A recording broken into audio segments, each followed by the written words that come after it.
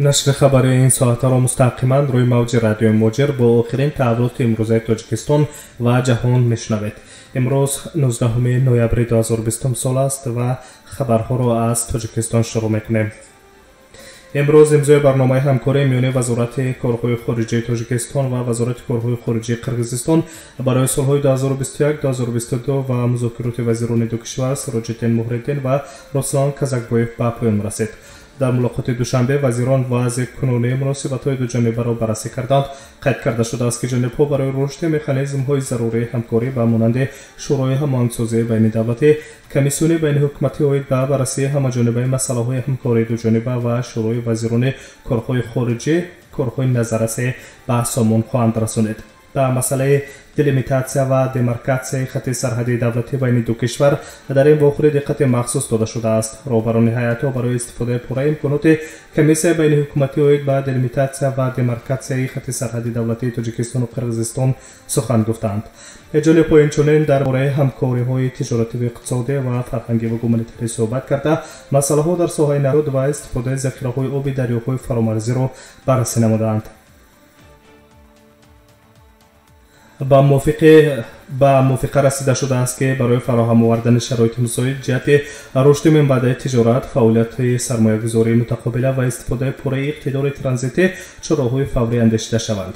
رسلان کازاکبویف و سراج‌الدین محردین به موافقه رسیدند که در دایره کمیسیون بین حکومتی قرقیزستان تاجیکستان روید به بررسی همه‌جانبه مسائل دو جانبه که جلسه نوبتی آن در سال 2021 در بیشکک پیش بینی شده است کار جانب‌ها را تقویت بخشند. غیر از آن وزیران درباره کارکرد مسئله تأسیس شورای صاحبکاران قرقیزستان و تاجیکستان همچنین کارخانه‌های مشترک در قلمرو منطقه‌های نزدیک سرحدی با مقصد رشد همکاری‌های نقلیاتی بین دولت‌ها در آینده نزدیک تشکیل نمودن مشورت‌های آنلاین بین نمایندگان دپارتمنت‌های آویاسیونی دو کشور را موافق مقصد شمردند.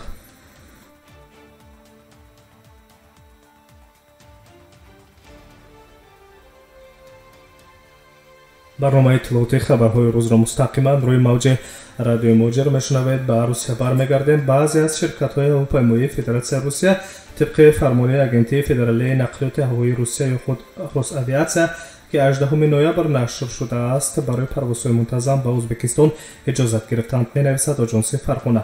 مقامات روس‌آویاتسیا اینچنین شهر می‌دهد که قرار دادن اجازتنامه اساس یا قرار برقرار کردن پروازها درباره خط‌سیرهای بین المللی نیست. این روند تنها به رسمیت ضروری حقوق شرکت هواپیمایی می باشد که آن هنگام برقرار کردن پروازها استفاده برده می شود. طوری از ضمیمه فرمان روس‌آویاتسیا برمی‌آید از این بعد پروازهای هواپیماهای روسیه در مسیر نوسیبیرسک بخارا، یکاترینبورگ بخارا، کراسنودار قرشه، مسکو نوایی، سنت پترزبورگ نوکوس، یکاترینبورگ اورگنج، سنت پترزبورگ اورگنج راه اندازی می‌گردد.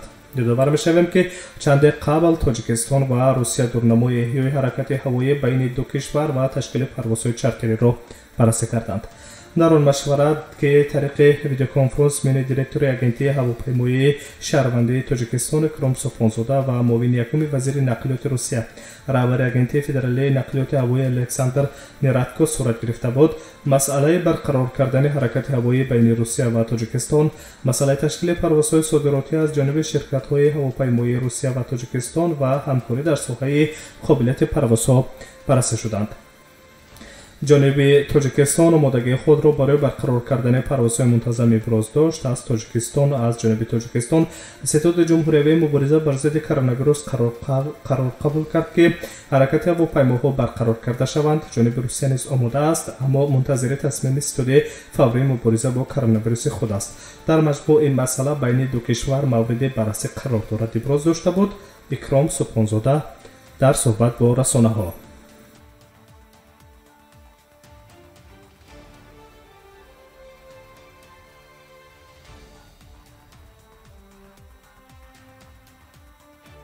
ادامه نشر خبری از مسکو به تومسک می‌رویم. در ولایت تومسک روسیه نمایندگان دیاسپورای ازبکستان برای کارمندان بیمارخانه‌هایی که با بیماران گرفتار به کرونا ویروس کار می‌برند هر روز آش پلاو آماده و تحویل می‌دهند. اختیاریان نیاز دارند که طبیبان را در طول 2 هفته دیگر پوره با خوراک ملی تامین کنند. گزارش می‌دهد تلویزیون محلی TV2. ихтиёрони ташкилоти фарҳангии дружбаи ҷамъияти ӯзбекистониҳо барои табибон оши паловро ҳар рӯз бо 50 килограмм биринҷ омода мекунанд. тавре гуфта мешавад аз рӯзи 2 ноябр омода кардану тақсими оши палов ба беморхонаҳо шурӯъ гардида, дар зарфи 4 рӯзи аввал ба 3600 нафар хӯроки миллиро тақсим намуданд. намояндагони ҷомеаи диаспораи ӯзбекҳои вилояти Томск нақша доранд ки иқдоми худро дар зарфи 2 ҳафтаи дигар пайҳам идома диҳанд. дар баробари оши палов ба беморхонаҳои минтақа ҳамчунон миқдори муайяни хӯришҳои сабзавотӣ, меваҷот ва нон тақсим карда мешавад. оши палови омодакардаи ҷомеаи диаспораи ӯзбекҳоро ҳар рӯз ба 11 беморхонаҳои вилояти Томск ки дар онҳо беморони гирифтор ба коронавирус табобат мегиранд тақсим карда мешаванд. хотиррасон мекунем ки баъди ин иқдоми муҳоҷирони ӯзбекистонӣ муқими вилояти Томск, намояндагони ҷомеаи диаспораи ӯзбекҳои вилояти Омск ва Кемерово низ чунин тадбирҳои хайрхонаро амалӣ намуда истодаанд. тибқи маълумоти сеҳтоди вилоятӣ оид ба мубориза бо коронавирус дар вилояти Томск, дар давраи пандемия то имрӯз расман 13740 ҳолати гирифторӣ ба COVID-19 ба қайд гирифта шудааст ки аз ин шумора 8907 бемор шифо ёфта, 130 нафари дигар фавт кардаанд.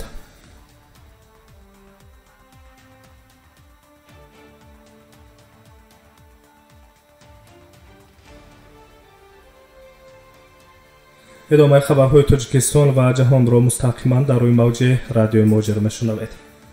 губернатори шаҳри Санкт-Петербург Александр Беглов рӯзи чоршанбе 18 ноябри соли равон ба фармони пешини худ тағйирот ворид кард ки мувофиқи он дар шаҳр чораҳои нави маҳдудкунанда барои мубориза бо панҷшавии сироятии коронавируси навъи COVID-19 ҷорӣ карда мешавад.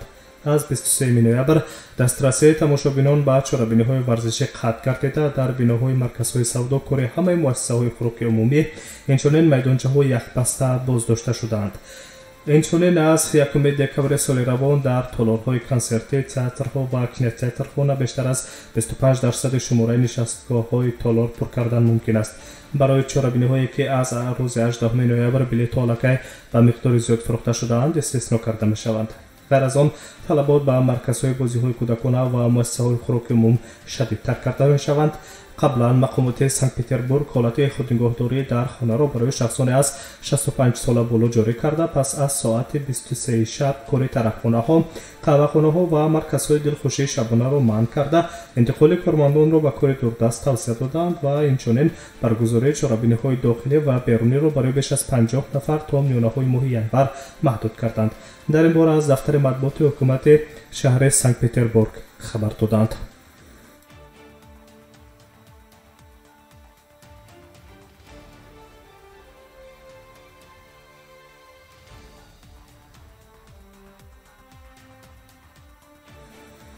мақомоти Роспотребнадзор хотиррасон мекунад ки тамокукашоне ки ба сирояти коронавирус гирифтор мешаванд, нисбат ба дигар беморон вазъашон шадидтар мегардад. дар ин бора аз сомонаи Роспотребнадзор дар рӯзи байналмилалии қатъ кардани тамоку хабар дода шудааст ва аз шаҳрвандон даъват ба амал оварда шудааст ки дар вақти сирояти пандемия аз истифодаи тамоку пурра даст бикашанд.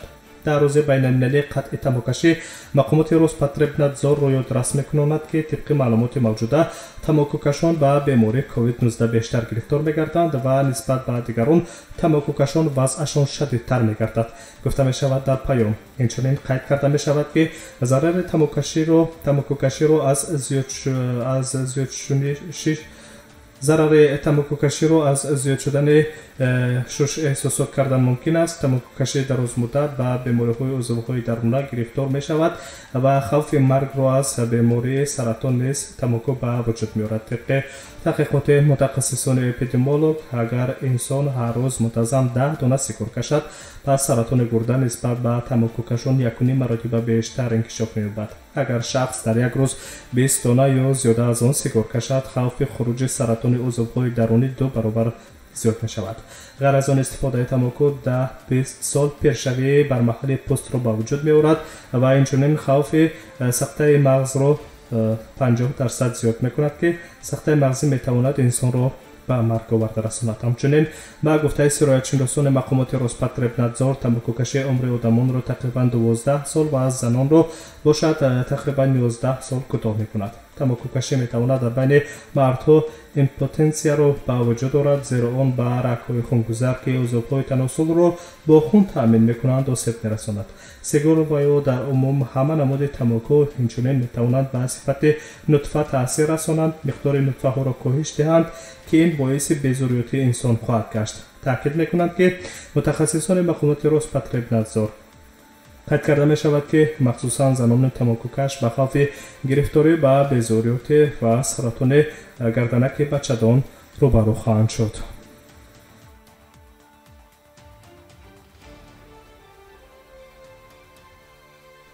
дар беш аз 10 дақиқа шумо таҳаввулоти охирини имрӯзаи Тоҷикистон ва ҷаҳонро мустақиман рӯи мавҷи радиои Моҷир шунидед. Саломат бошед.